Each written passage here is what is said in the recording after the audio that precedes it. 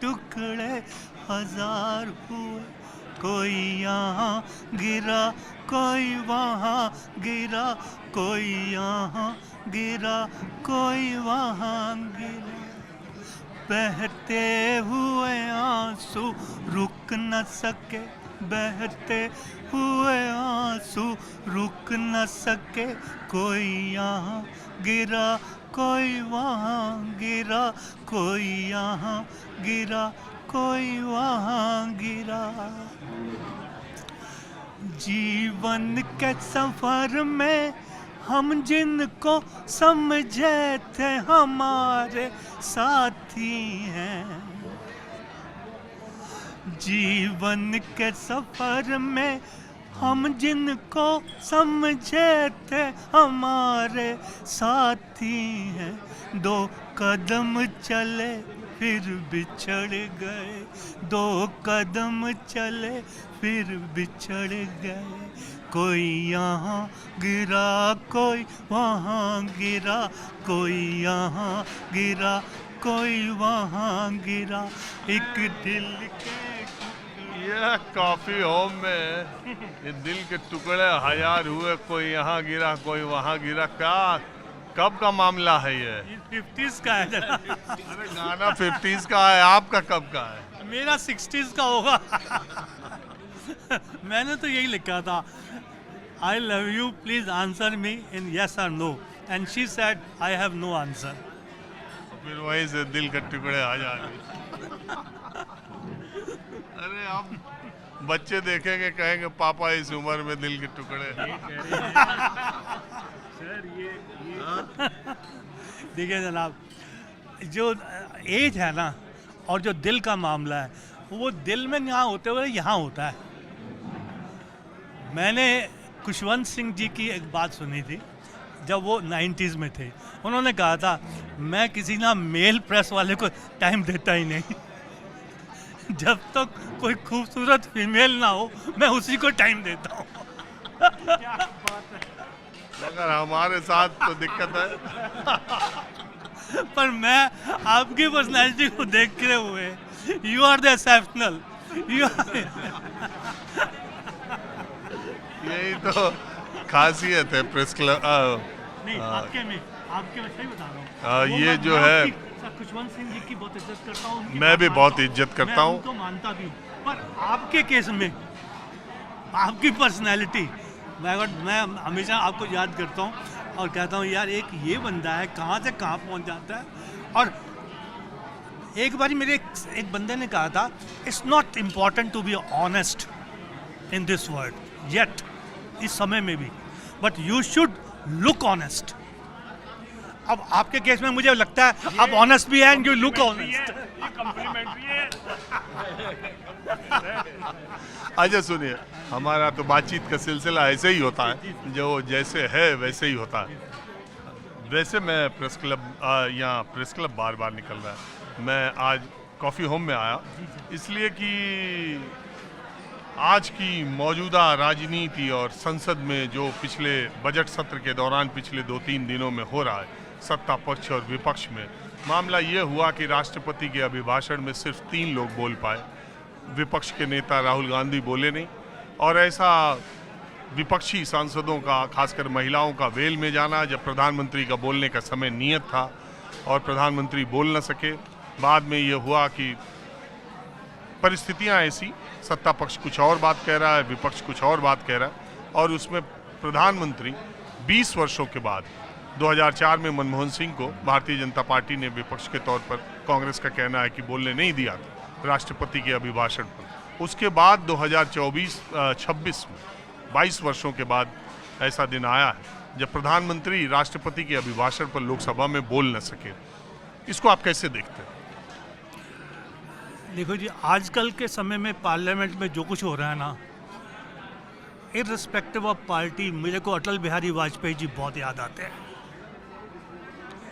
मुझे इसलिए वो याद आते हैं कि उनमें जो एक सेंस ऑफ जस्टिस था ना, कि हर किसी की बात सुनी जाए, अपोजिशन भी अपनी बात रखे, गवर्नमेंट भी अपनी बात रखे।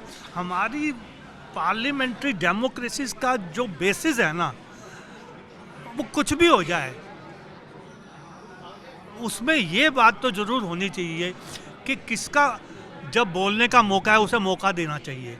सिर्फ अपने सेल्फ इंटरेस्ट को या पार्टी के सेल्फ इंटरेस्ट को, ए से जेड कोई पार्टी है, मैं तो गवर्नमेंट सर्वेंट रहा सारी ज़िंदगी, हमने तो इलेक्शन करवाए हैं, तो मैं तो ये जानता हूँ हम सारी ज़िंदगी निष्पक्ष रहे, और इस बात पे तो सबको निष्पक्ष रहना चाहिए कि सत्ता पार्लियामेंट्री सिस्टम चलते रहना चाहिए, उसमें लोगों के करोड़ों रुपए लगे हुए हैं। तो मेरी तो सबसे यही अपील होगी, जो ज़िंदगी का तजर्बा मेरे को है पब्लिक लाइफ का, कि हर आदमी को, चाहे वो सत्ता पक्ष हो चाहे वो विपक्ष हो, उसको अपनी बात रखने का पूरा मौका दिया जाना चाहिए। आपको ये लगता है कि मौजूदा लोकसभा की अगर हम चर्चा करें तो वो जो स्टालवर्ड्स, वो जो शिखर पुरुष थे पहले के पार्लियामेंट्स में, कि एक आदमी खड़ा होता था पूरा हाउस, चाहे सत्ता पक्ष हो चाहे विपक्ष हो, चंद्रशेखर जी थे, बहुत लोग ऐसे थे उन दिनों, अटल जी भी थे, चंद्रशेखर जी भी थे, इवन मुलायम सिंह यादव भी थे, या सोमनाथ चटर्जी थे,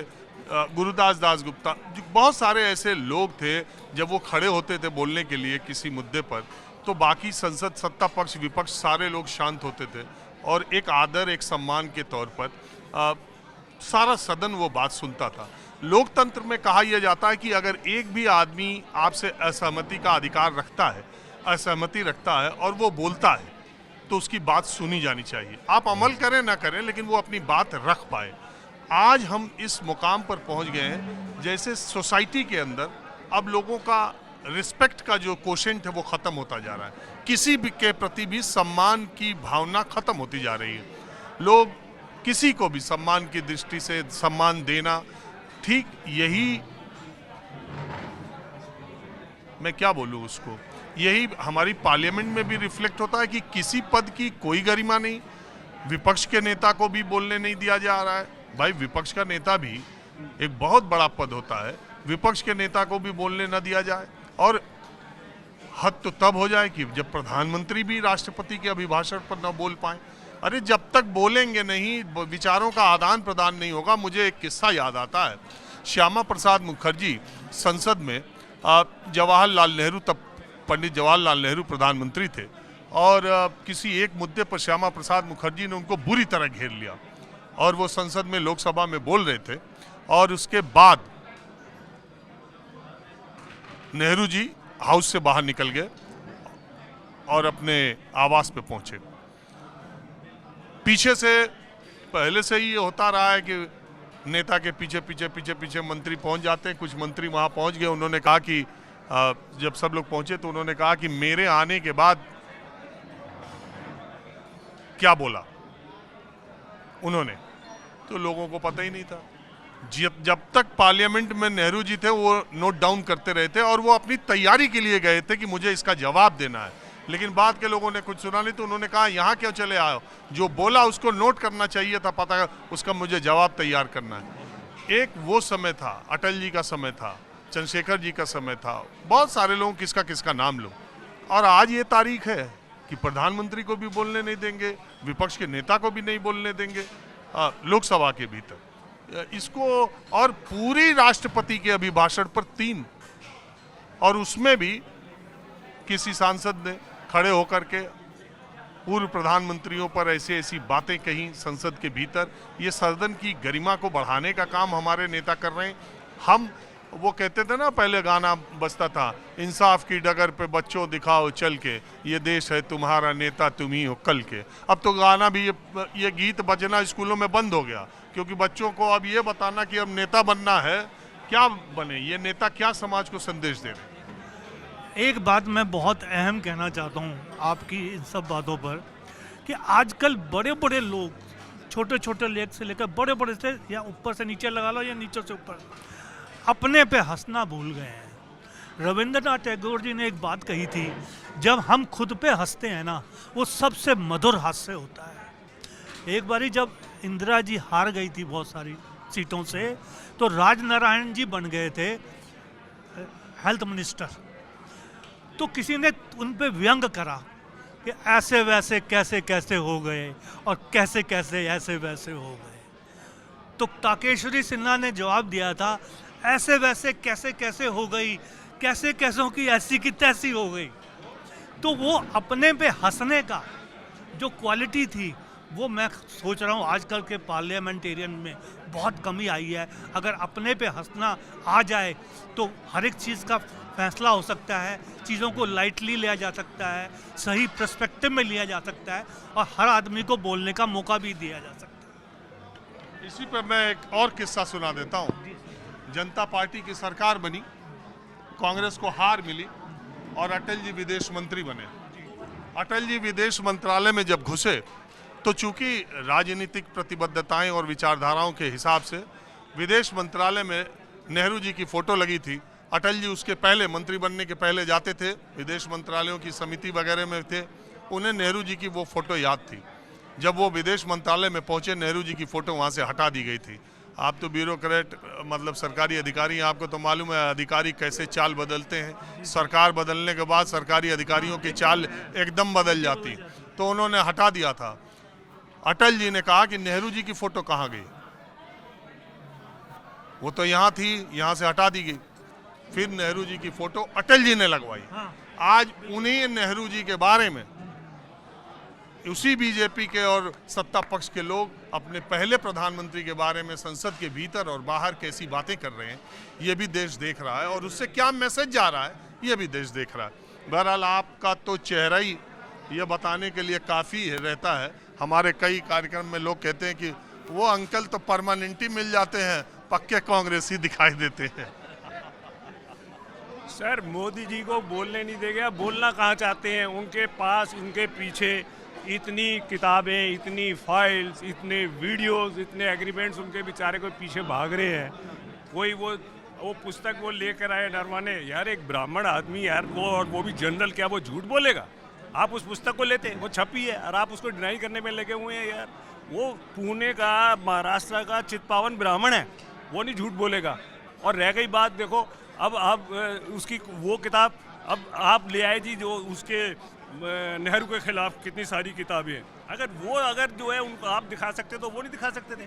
देखिए सर, एक बात बताऊं, इससे पहले भी लेखकों ने बहुत सारी ऐसी किताबें लिखी हैं और इससे पहले भी उन्होंने अपने पर्सनल कुछ एक्सपीरियंसेस, कुछ चीज़ें शेयर की हैं और उस समय के महत्वपूर्ण लोगों के खिलाफ मैं नाम नहीं लेना चाहता, और सरकारों ने उन पुस्तकों को पब्लिश होने से रोका है। और मैं आपको बता दूं, नियम, कायदे, कानून ये कहते हैं भारत सरकार के कि अगर कोई अधिकारी इंटेलिजेंस और सेना से जुड़ा हुआ है और अगर वो हमारे सैन्य टकराव का, हमारी सीमा पर जो परिस्थितियां हैं उनका, अगर हमारे ऑपरेशंस का बहुत विस्तार पूर्वक जिक्र अगर किताब में करता है, तो वो किताब पहले उसके 3 उसमें शर्तें, उसको देखी जाएगी, उसको अप्रूव किया जाएगा, उसमें लेखक से, प्रकाशक से जानकारी ली जा सकती है, उससे सफाई मांगी जा सकती है, उसको रिजेक्ट किया जा सकता है, उसको पब्लिश होने से रोका जा सकता है। ये नियम कानून में है।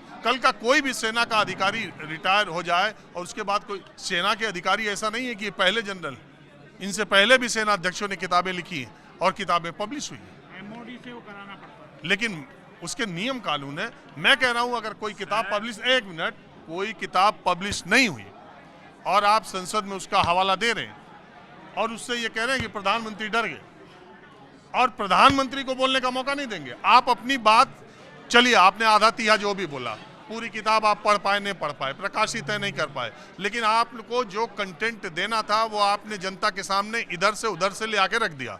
प्रधानमंत्री को बोलने का लोकसभा में, मैं दूसरी बात नहीं कह रहा हूँ, तो ये